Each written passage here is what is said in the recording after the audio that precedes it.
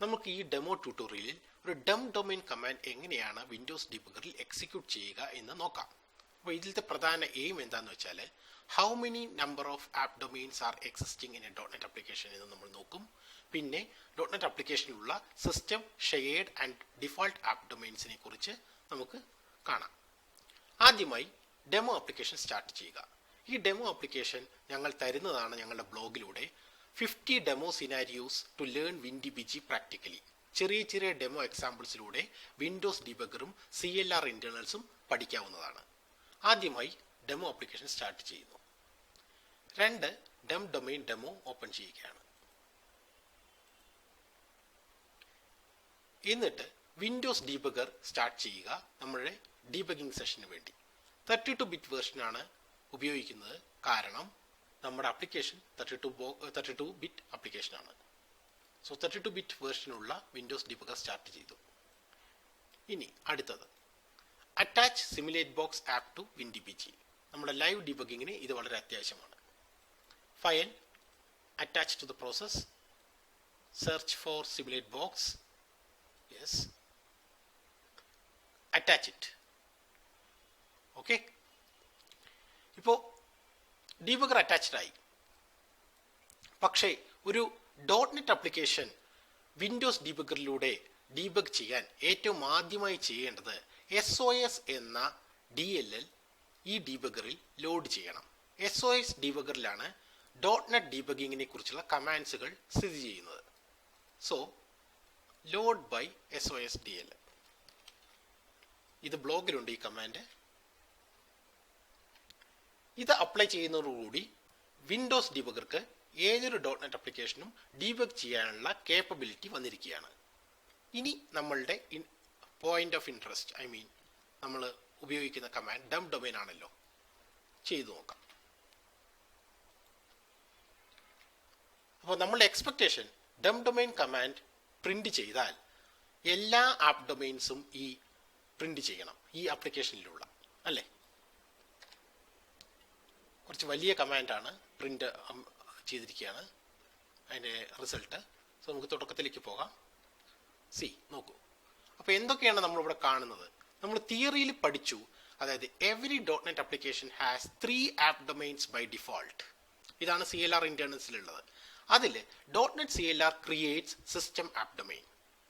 Then system app domain is responsible for creating shared and first app domain, default app domain. ഇതാണ് പറയുന്നത്. അപ്പോൾ നമ്മൾക്ക് ഈ .NET ആപ്ലിക്കേഷനിൽ ഇതാ നോക്കൂ, സിസ്റ്റം ആപ്പ് ഡൊമെയിൻ ഉണ്ട്, ഷെയർഡ് ആപ്പ് ഡൊമെയിൻ ഉണ്ട്, മൂന്നാമത്തെ ഡൊമെയിൻ 1 ഉണ്ട്. അപ്പോൾ 3 ആപ്പ് ഡൊമെയിൻ ആണ് ഉള്ളത്. ഓക്കെ, ഇനി എന്താ CLR internals? Observe shared app domain contain shared assemblies like MS Core Lib എന്ന് പറഞ്ഞ ഷെയർഡ് അസംബ്ലീസ് ലോഡ് ചെയ്തിരിക്കുന്നത് ഷെയർഡ് ആപ്പ് ഡൊമെയിനിലാണ്. നമുക്ക് നോക്കാം. Shared domain contain MS Core Lib, ശരിയാണ് അല്ലേ? ഇനി മൂന്നാമത്തെ ആപ്പ് ഡൊമെയിൻ, അതായത് application app domain contains application assemblies. അത് നോക്കാം. നോക്കൂ, ആപ്ലിക്കേഷൻ അസംബ്ലീസ് ആയ സിമുലേറ്റ് ബോക്സിന്റെ അസംബ്ലീസ് ഒക്കെയാണ് ഇവിടെ ലോഡ് ചെയ്തിരിക്കുന്നത് ഡൊമെയിൻ 1 അല്ലേ? അപ്പൊ നമ്മൾ ഈ പർട്ടിക്കുലർ ഡെമോയിലൂടെ നമ്മൾ എങ്ങനെയാണ് ഡം ഡൊമെയിൻ എക്സിക്യൂട്ട് ചെയ്യുക എന്ന് പഠിച്ചു. കൂടാതെ CLR ഇന്റേണൽസ് ടോപ്പിക്കായ എത്ര ഡൊമെയിൻസ് ഉണ്ടാവും ബൈ ഡിഫോൾട്ട് ഒരു .NET ആപ്ലിക്കേഷനിൽ, എന്തൊക്കെയാണ് എന്നൊക്കെ നമുക്ക് നോക്കി. അപ്പോൾ ഫസ്റ്റ് ഡെമോയുടെ പർപ്പസ് സോൾവ് ആയി. രണ്ടാമത് ഇതിൻ്റെ ഒന്നുകൂടി എക്സ്റ്റെൻഡ് ചെയ്ത് നോക്കാം. അതായത് പ്രോഗ്രാമാറ്റിക്കലി നമുക്ക് ആപ്പ് ഡൊമെയിൻസ് ക്രിയേറ്റ് ചെയ്യാൻ സാധിക്കും ഒരു ആപ്ലിക്കേഷനിൽ. ഓക്കെ, അങ്ങനെ ചെയ്തിട്ട് വീണ്ടും ഡം ഡൊമെയിൻ എക്സിക്യൂട്ട് ചെയ്ത് നോക്കാം. അപ്പോൾ ആദ്യമായി ഇപ്പോൾ ഈ പർട്ടിക്കുലർ വിൻഡോസ് ഡീബഗറിനാണ് നമ്മളുടെ ഡെമോ ആപ്ലിക്കേഷൻ്റെ കൺട്രോൾ. കാരണം നോക്കൂ, we cannot click anything in this application. So we have to give control back to the application. അതിന് ഗോ കമാൻഡ് ക്ലിക്ക് ചെയ്യണം ഡീബഗറിൽ. ഇത് ലൈവ് ഡീബഗിങ് ആയതുകൊണ്ടാണ് ഇങ്ങനെ സംഭവിക്കുന്നത്.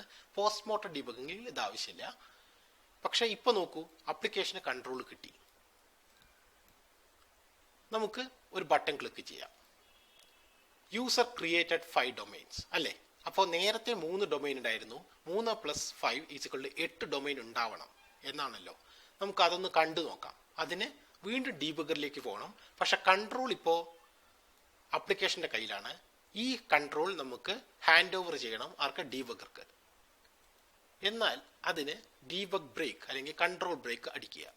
എങ്കിൽ വീണ്ടും കൺട്രോൾ ആപ്ലിക്കേഷൻ്റെ കൺട്രോൾ ഡീബഗറിന് കിട്ടും. ഇനി നമുക്ക് നമ്മുടെ പഴയ കമാൻഡ് ഡം ഡൊമൈൻ നോക്കി നോക്കാം.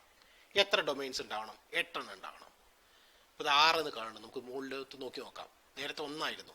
1, 2, 3, 4, 5, 6, 7. ഇത് ഷെയ്ഡ് ആപ്പ് ഡൊമൈൻ എത്തി. 8. അപ്പോൾ 8 ആപ്പ് ഡൊമൈൻ ആയി അല്ലേ? അപ്പോൾ നമ്മൾ 5 ആപ്പ് ഡൊമൈൻ പ്രോഗ്രാമാറ്റിക്കലി ക്രിയേറ്റ് ചെയ്ത് 3 എണ്ണം ആൾറെഡി ഉണ്ട്. ഇനി കുറച്ചുകൂടി ഈസി ആയിട്ട് ഒരു ഫിൽട്ടർ കമാൻഡ് യൂസ് ചെയ്ത് നോക്കാം.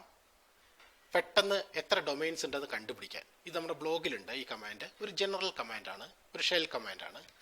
എന്താ ഈ കമാൻഡ് ചെയ്യുക എന്ന് വെച്ചാൽ, ഡം ഡൊമൈൻ കമാൻഡിൻ്റെ ഔട്ട്പുട്ടിൽ എത്ര പ്രാവശ്യം ഡൊമൈൻ എന്ന് പറഞ്ഞ പേര് വന്നോ അതിനൊക്കെ പ്രിന്റ് ചെയ്യും. അപ്പോൾ നമുക്കൊരു ഈസി ആയിട്ട് എത്ര ഡൊമൈൻ ഉണ്ടെന്ന് കണ്ടെത്താൻ വേണ്ടി ചെയ്തതാണ്. ഇവിടെ ഈ ഡം ഡൊമൈന് പകരം നിങ്ങൾക്ക് പിന്നീട് വേറെ ഏത് കമാൻഡ് വേണമെങ്കിൽ ഇട്ടിട്ട് അതിൻ്റെ ഫിൽട്ടർ ഏതെങ്കിലും ചെയ്യാം. കാരണം ഇതൊരു ജനറൽ കമാൻഡാണെന്ന് പറയാൻ വേണ്ടി ഇരിക്കുകയാണ്. പക്ഷെ നമ്മളിപ്പോൾ ഉപയോഗിക്കുന്നത് ഡം ഡൊമൈനിൽ എത്ര ഡൊമൈൻ ഉണ്ട് എന്ന് നോക്കാനാണ്. നോക്കൂ, 8 അല്ലേ? അപ്പോൾ നമുക്ക് പറഞ്ഞില്ലേ 8 ഡൊമൈൻസ് ഉണ്ട്. അപ്പോൾ ഇതോടുകൂടി നമ്മളുടെ രണ്ടാമത്തെ ഡെമോയും കഴിഞ്ഞു. ഞങ്ങളുടെ റിക്വസ്റ്റ് എന്താണെന്ന് വെച്ചാൽ, നിങ്ങൾക്കിത് ക്ലീനായിട്ട് പഠിക്കണമെങ്കിൽ നിങ്ങൾ ഈ ഡെമോ ആപ്ലിക്കേഷൻ എക്സിക്യൂട്ട് ചെയ്ത് ഈ വിൻഡോസ് കമാൻഡ് ഡെമോ ട്യൂട്ടോറിയലിൽ എങ്ങനെയാണോ ചെയ്തത് അതുപോലെ എക്സിക്യൂട്ട് ചെയ്യുക. അതോടുകൂടി നിങ്ങൾക്ക് ക്ലിയർ ആയിട്ട് CLR ഇൻറ്റേർണൽസും മനസ്സിലാകും, ഡം ഡൊമൈൻ കമാൻഡും മനസ്സിലാകും. ഞങ്ങൾ ഇനി കൂടുതൽ കമാൻഡ്സും കൂടുതൽ ട്യൂട്ടോറിയൽസുമായിട്ട് തിരിച്ചു വരാം. Thank you.